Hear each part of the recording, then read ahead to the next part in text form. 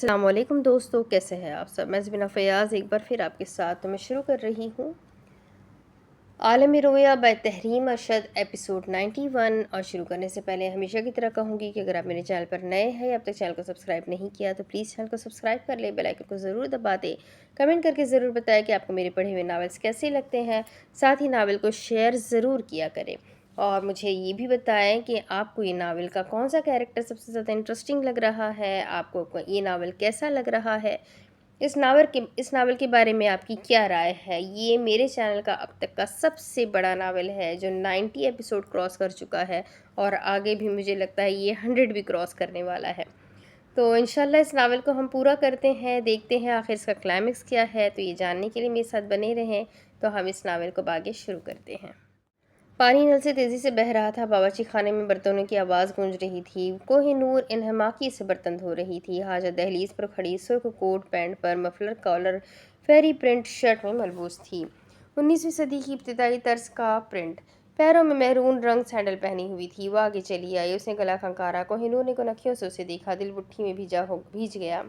ہاجرہ باجی، پتہ نہیں اس جیسی با اعتماد لڑکی کو بھی ہاجرہ سے ڈر کیوں لگا کرتا تھا۔ ہاجرہ سینے سے بازو لپیٹ کر ایک طرف کھڑی ہو گئی، کوہ نور ہنوز اسے دیکھ رہی تھی۔ وہ کہنے لگی، میں نے تمہیں دل سے معاف کر دیا ہے۔ کوہ نور نے لب دبا لیے۔ دیکھو، کوہ نور نے ٹوٹی بند کی، ہاجرہ اس کی جانب چلی آئی۔ دو چیزوں پر کبھی شرمندہ نہیں ہوتے، اپنی غربت اور اپنے والدین پر۔ تمہارا بیک گراؤنڈ کیا ہے؟ مجھے اس سے کوئی غرض نہیں، مجھے صرف 3 چیزوں سے غرض ہے، تمہاری انسانیت، اخلاقیات اور تعلیم۔ کوہ نور کی پلکیں اٹھنے لگی، اور تم نے ان کا مظاہرہ کر کے اپنی معافی کما لی ہے۔ اس کی آنکھوں میں آنسو اترنے لگے۔ ہاجرہ بڑی اپنائیت سے مسکرا کر بولی، میرے خاندان میں خوش آمدید۔ گال پر آنسو ٹوٹ کر گرے، وہ اب اس کی آنکھوں میں دیکھ رہی تھی۔ بس تابا اور شاز بھائی آ جائیں گے، پر امیدی سے بولی۔ تم بس اپنی تعلیم پر دھیان دو، اور میں چاہتی ہوں کم از کم تم BA کرو۔ وہ پٹاخ سے بولی، میں CSS آفیسر بنوں گی۔ مسرت سے کہنے لگی، انشاءاللہ۔ اتنے دن ہو گئے، وہ پلنگ پہ دائیں جانب لیٹا ہوا تھا، ابھی تک سامر نے مجھے بلایا نہیں۔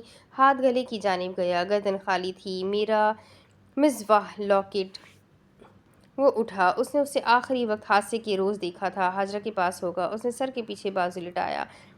ہاجرہ کیسی ہوگی؟ باہر قدموں کی آواز سنائی دی، وہ سیدھا اٹھ بیٹھا۔ باہر کا دروازہ کھلنے لگا، جیسے دروازہ کھلا اسے وہی بنگالی آدمی دکھائی دیا۔ چلو، اس نے اسے ہاتھ سے اشارہ کیا۔ شاز نے ایک گہری سانس لی اور اٹھ کر اس کے ساتھ جانے لگا۔ راہداری سے گزرتے ہوئے وہ کمرے کی جانب آیا، اندر کا دروازہ کھلا، وہ اندر چلا آیا، کمرہ خالی تھا۔ وہ دوڑ کر بک شیلف کے قریب آیا، اس نے جھک کر دیکھا، دل زور سے دھڑکا، ریکارڈر غائب تھا۔ عقب سے آہٹ ہوئی، وہ چونک کر سیدھا کھڑا ہوا، وہ چہرے کے تاثرات نارمل کرنے لگا۔ سامر اپنی کرسی کی جانب جا رہا تھا، کیا مدد کر سکتے ہو تم میری؟ وہ میز پر انگلیاں پھیرتے ہوئے کرسی کی جانب جانے لگا، تمہیں لگتا ہے تم ہم خلچیوں کا اکا توڑ سکتے ہو؟ اس نے اسے پورے اعتماد سے دیکھتے ہوئے پوچھا تھا۔ اکا؟ وہ طنزیہ ہنسا۔ سامر کی نگاہیں تیر کی مانند اٹھی، شاز محفوظ ہوتے ہوئے بولا، یمنی سول وار۔ وہ سانس لینے کے لیے رکا۔ قطر کس کی طرف تھا اور باقی سب خلیجی ممالک کس کی طرف تھے؟ 1991 کی جنگ عمان کویت کے لیے سامنے آیا تھا۔ اس نے ضبط سے مٹھیاں بھیج لی، تم سب ڈیڈی سعودیہ کی کٹ پتلی ہو۔ اسے غصہ چڑھا، اور یہ میری پیشن گوئی ہے، تم سب مستقبل میں ایسی ہی ایک جنگ دیکھو گے، قطر تمہارے پھر خلاف ہو جائے گا۔ سامر غضب سے اس پر چلا پڑا، لے جاؤ اسے یہاں سے، دفع ہو جاؤ۔ گارڈز فوراً اندر چلے آئے۔ شاز کی آواز بلند ہوئی، سامر عبیدہ، تمہیں میری ضرورت ہے۔ گارڈز نے اسے گرفت میں لیا، تمہیں اگر خلیج میں ایک مقام حاصل کرنا ہے تو تمہیں میری ضرورت ہے۔ وہ اسے باہر لے کر جا رہے تھے، سامر غضب سے اسے دیکھے جا رہا تھا، وہ باہر جا رہا تھا۔ تمہیں میری ضرورت ہے، اس کے چلانے کی آواز راہداری میں گونج رہی تھی۔ گارڈز نے اسے اس کے کمرے میں پھینک دیا اور دروازہ بند کر کے جانے لگے۔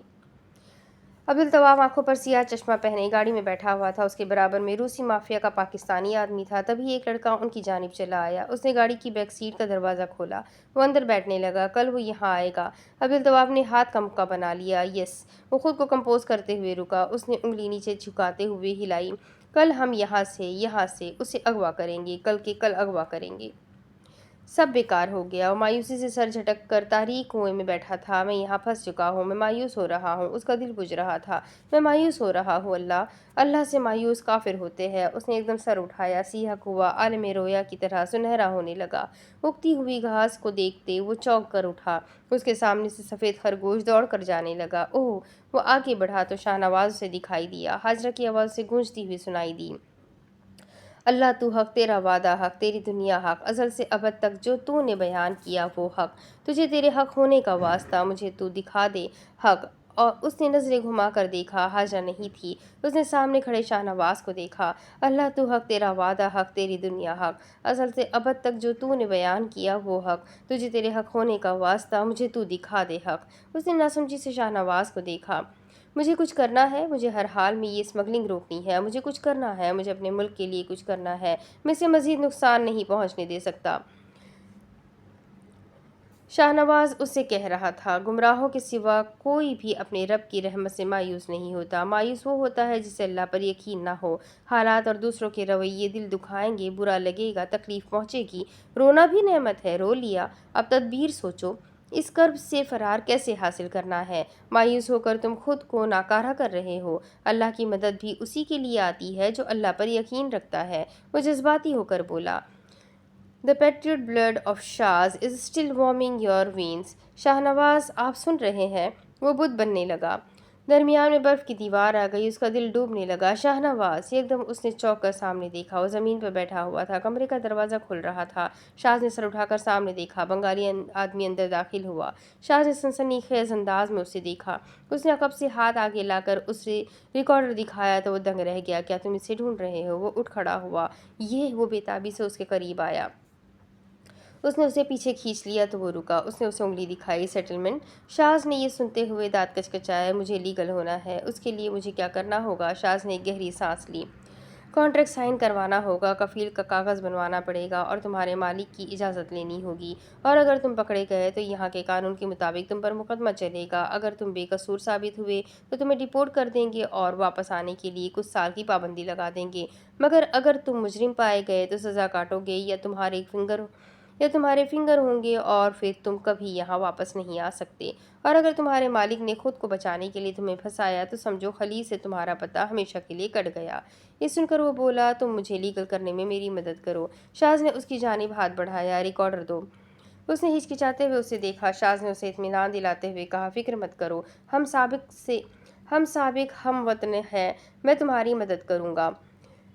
उसने बड़ी हिम्मत करके उसकी जानिब रिकॉर्डर बढ़ा दिया था।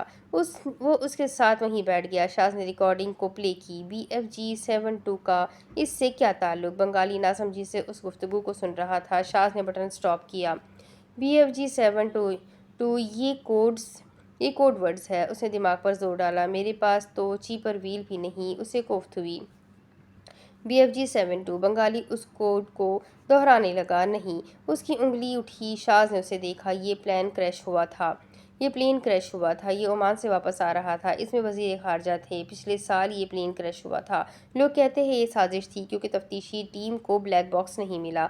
शाज सोचने लगा, वजीर खारजा? उसने कुछ सोचते हुए इस बात में सर हिलाया और ऑडियो प्ले की। हम यमन का साथ नहीं दे सकते, ना हम किसी और मुल्क को खलीज में शामिल कर सकते हैं। ओके। उसने स्टॉप का बटन दबाया। अपनी कुर्सी के लिए डैडी को राज़ी कर रहा था। इसके अलावा ये किसी इदारे के लिए काम कर रहा है, किसी दहशतगर्द इदारे के लिए, और मौजूदा वजीर खारजा इसका अगला टारगेट है, या मुझे कहना चाहिए इसकी कठपुतली। पर इसकी मौजूदा और साबिका वजीर खारजा दोनों से बहुत दोस्ती है। उसने उसे चतुराई भरी नज़रों से देखा। तभी ये कह रहा हूँ। अब उसे अब सामिर के गुस्से की वजह समझ आ रही थी। तुम्हारा काम हो जाएगा। उसने एक नज़र उसे देखा और फिर मुस्कुरा पड़ा। लगता है अरबों के सर से आका बनने का भूत अब तक नहीं उतरा। अब मैं सामिर को गुलाम बनने के नताए से वाकिफ़ करवाऊँगा। अच्छा।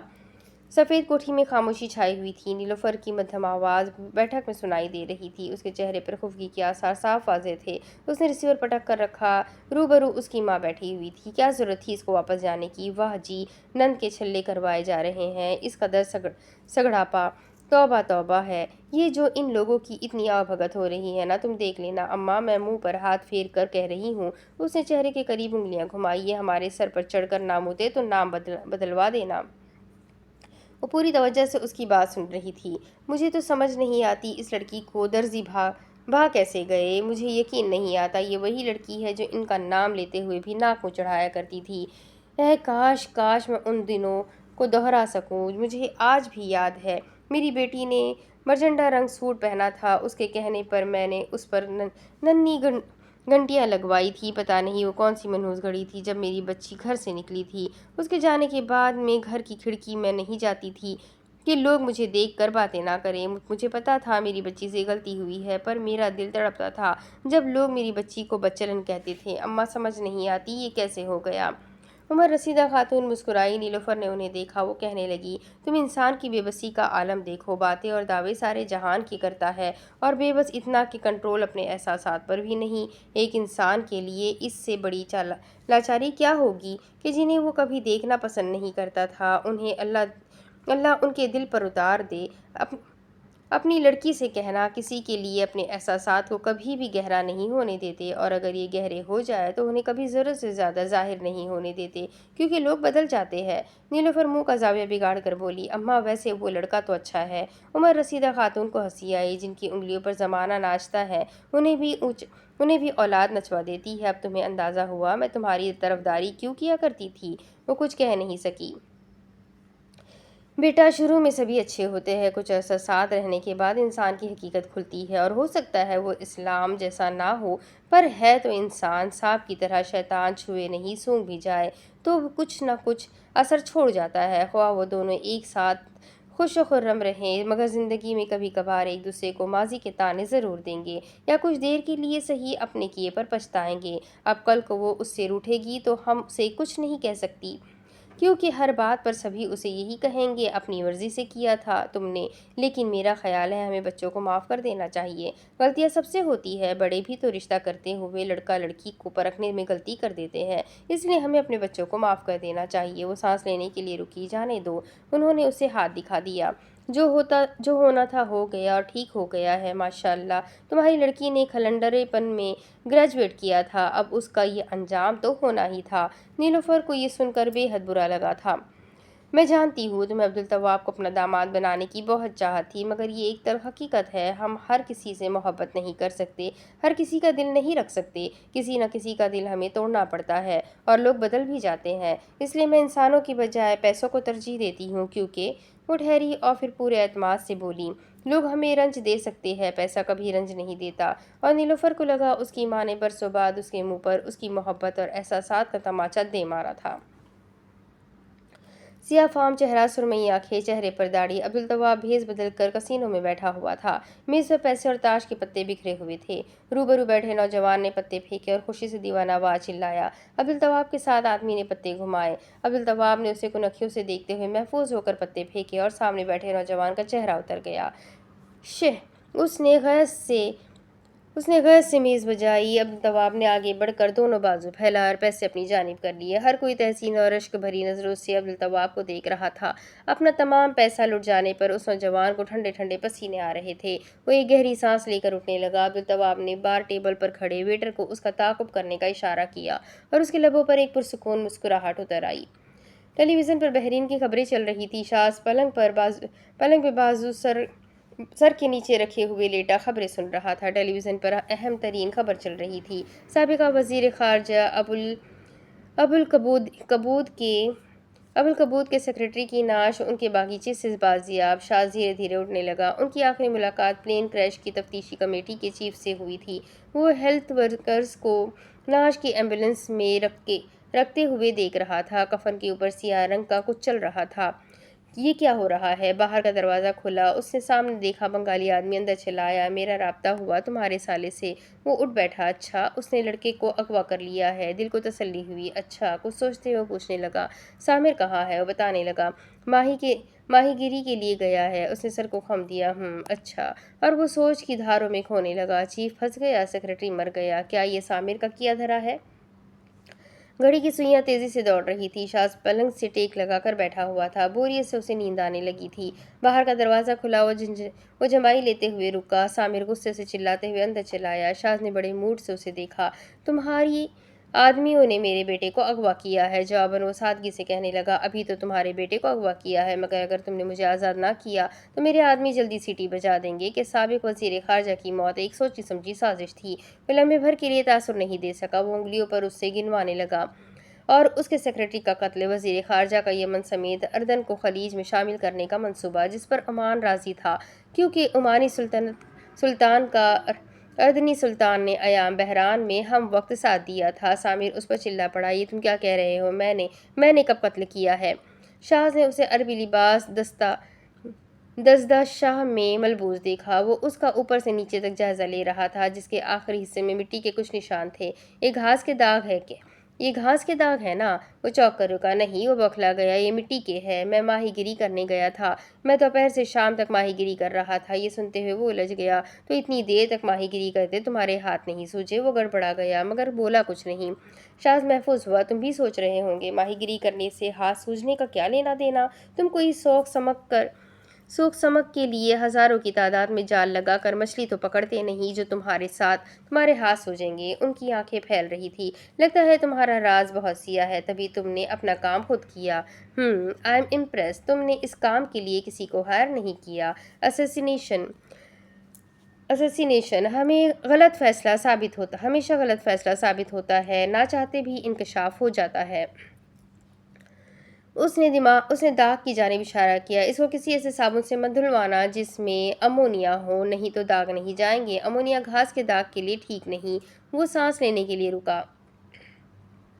اور آخری بار مقتول کی تم سے بات ہوئی تھی تو تمہاری بھی تفتیش ہوگی۔ دیکھو، اس نے کندھے اچکائے، میں تو تمہاری مدد کرنا چاہتا ہوں، اب یہ تم پر ہے، تم مجھے اپنے خلاف یا اپنے حق میں استعمال کرتے ہو۔ سامر نے خود کو کمپوز کیا۔ تم اتنے یقین سے کیسے کہہ سکتے ہو کہ قاتل میں ہوں؟ شاز نے اسے انگلی دکھائی۔ پہلی بات، تم ماہی گیری کرنے نہیں گئے، تم ہر جمعرات صحرا جاتے ہو، اور مقتول کو تم نے صحرا بلایا تھا۔ تم نے اس کی نعش تو باغیچے میں پھینکوا دی، لیکن پھر بھی ناکام رہے کیونکہ اس کے لباس سے صحرائی کیڑا نکل رہا تھا جو کہ صرف ریت میں پایا جاتا ہے۔ اس نے ذہن میں ٹیلی ویژن اسکرین پر چلنے والی تصویر دہرائی۔ اس نے پلنگ سے ٹیک لگا لی اور ٹانگ پر ٹانگ رکھی۔ وہ سامر عبیدہ کی پوری طرح طوطے اڑا چکا تھا۔ تم اپنے مشیر سے مشورہ کر لو کیونکہ دیر سویر تمہیں پھنسنا ہی ہے۔ وہ ایک دم بولا تھا، میرے پاس ثبوت ہے، ایلیبائی ہے۔ اچھا؟ شاز کے لبوں پر مزہ دیتی مسکراہٹ اتر آئی۔ وہ غصے سے کہتے ہوئے جانے لگا، میں رات کو آ کر تم سے نمٹوں گا۔ شاز پلنگ پہ لیٹنے لگا۔ ایک مرتبہ مجھ سے مشورہ کر لینا۔ وہ رکا، کیونکہ میں ایک وکیل ہوں۔ چند لمحوں کے لیے اس نے کوئی حرکت نہیں کی اور باہر نکلنے کے لیے جانے لگا۔ کھلے آسمان تلے نجیب پہلوان اپنے پوتوں کو لے کر چھت پر لیٹے ہوئے تھے۔ زہیب نیچے صحن کا سارا سامان اٹھا کر ایک طرف رکھ رہا تھا کی جو صحن میں جھاڑو لگا رہی تھی۔ نجیب پہلوان سیدھے لیٹے ہوئے بچوں سے کہہ رہے تھے، میرے پیارے بچوں۔ وہ سانس لینے کے لیے رکے۔ کبھی کسی فسادی سے دوستی مت کرنا، کبھی کسی جانبدارانہ منصب سے دوستی مت کرنا، کبھی کسی سے ہتک آمیز انداز میں بات مت کرنا، اور نہ ہی کبھی کسی کو اپنی توقیر میں کمی کرنے دینا۔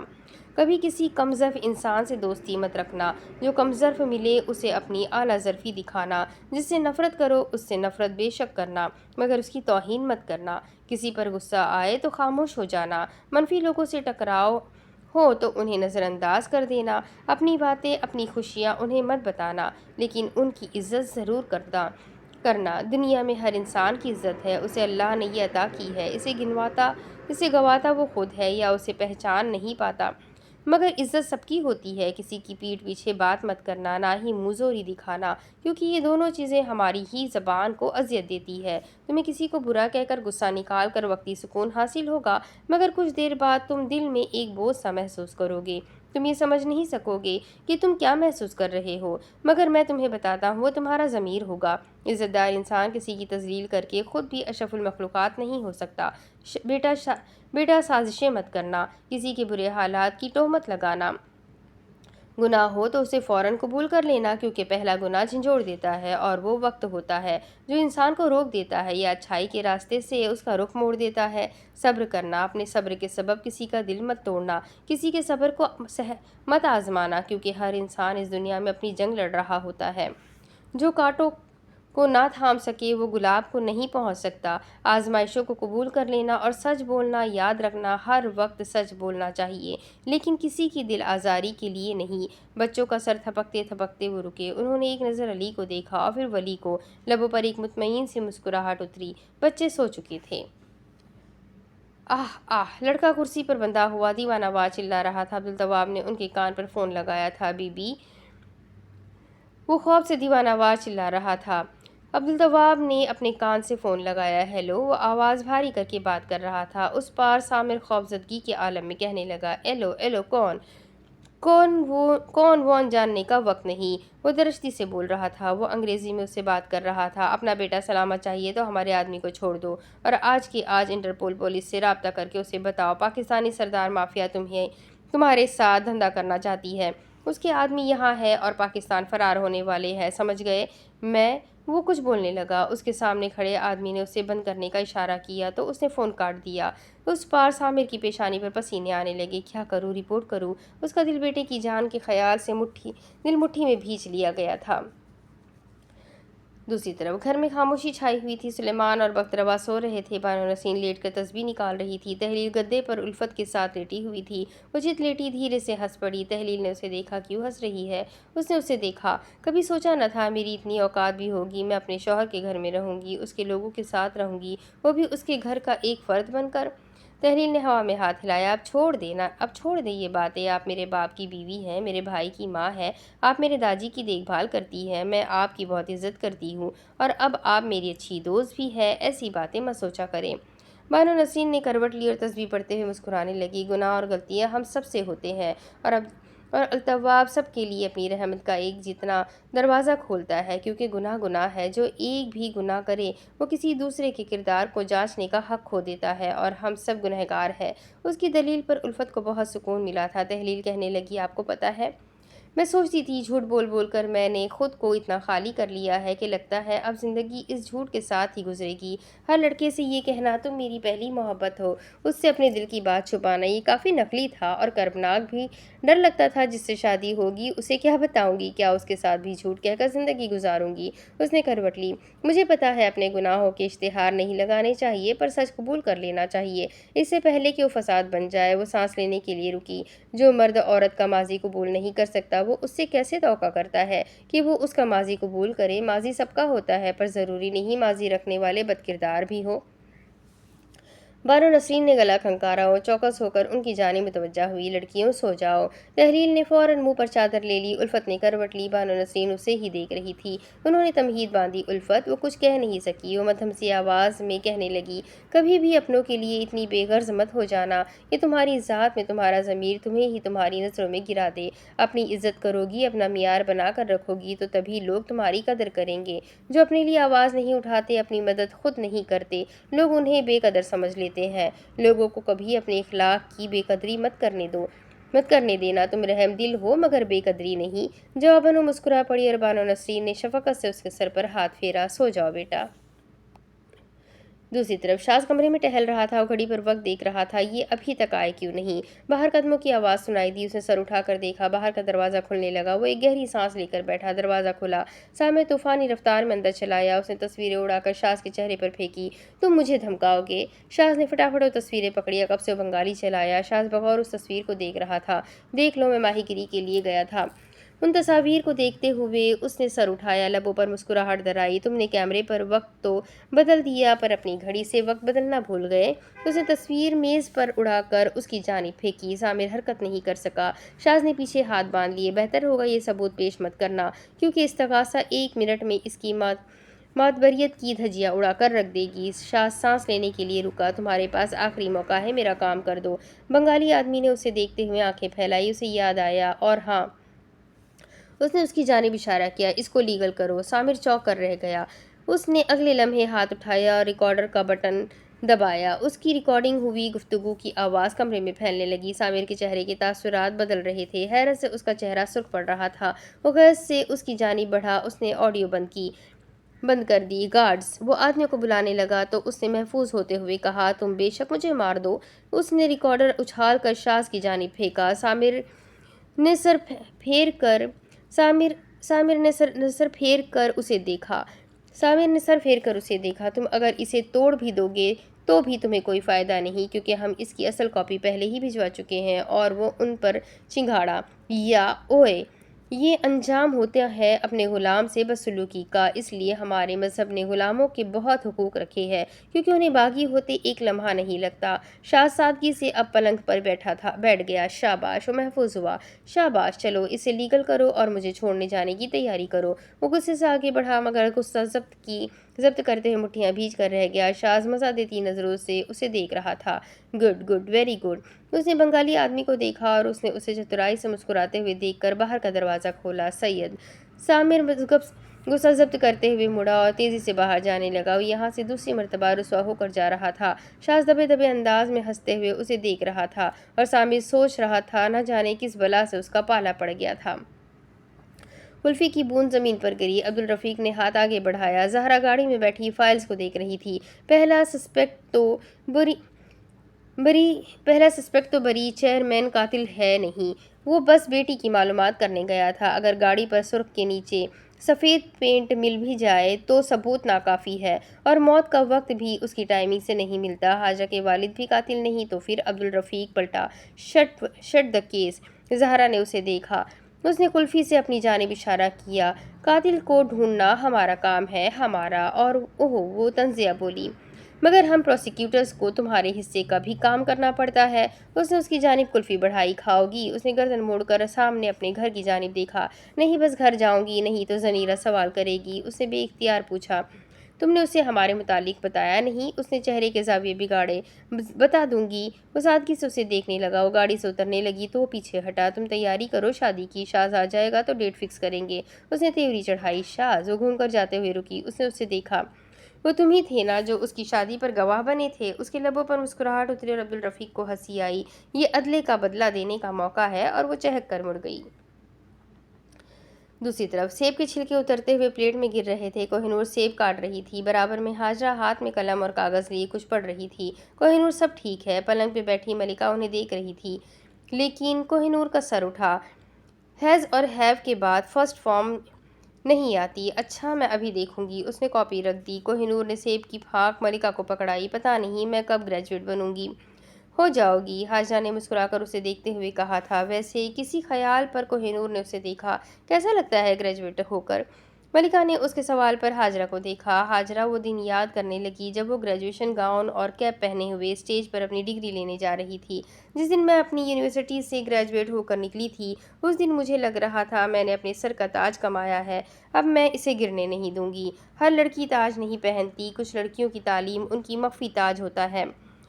میں نے اس دن سیکھ لیا تھا، اب میں اپنی وقت میں کمی نہیں آنے دوں گی۔ مجھ سے ایک بار غلطی ہوئی، میں نے اس کا اعتراف کیا، پر اس ایک غلطی کے بدلے میں ساری زندگی خود کو ذلیل نہیں ہونے دوں گی۔ غلطیاں سب سے ہوتی ہیں، مگر ان کا اعتراف صرف بہادر لوگ کرتے ہیں۔ وہ سانس لینے کے لیے رکی۔ اسے اپنے گرد سنہری روشنی پھیلتی ہوئی دکھائی دی۔ ملکہ اور کوہ نور اسے پوری توجہ سے دیکھ رہی تھی۔ بے وقوف تھی وہ ملکہ جو ایک آئینے پر اعتبار کرتی تھی۔ ہمیں خود میں بھروسہ پیدا کرنا ہے لڑکیوں، ہمیں بونوں سے پناہ طلب نہیں کرنی، بونے سہارے ہیں اور ہمیں سہاروں پر انحصار نہیں کرنا۔ ہمیں اپنے حق کے لیے لڑنا ہے، نہ ہی اس دنیا میں کسی پر اعتبار کرنا ہے۔ لڑکیوں، خود کو پتھر ہی رہنے دو، موم ہو گئی تو تماشے کی طرح جگ نشر ہو جاؤ گی۔ جگ جگہ نشر ہو جاؤ گی۔ ارد گرد دریا بہنے لگا۔ نادان تھی وہ سمندری شہزادی جس نے اپنی آواز کو ایک عام انسان کی عوض دے دیا۔ لڑکیوں، ہمیں کسی انسان، کسی شہزادے کے لیے اپنی آواز کو نہیں دبانا، کیونکہ جب ہم اپنی شناخت، اپنی پہچان کھو دیتے ہیں تو ہمیں ہمارے اپنے تک قبول نہیں کرتے۔ جیسے شہزادی کو شہزادے نے ٹھکرا دیا تھا۔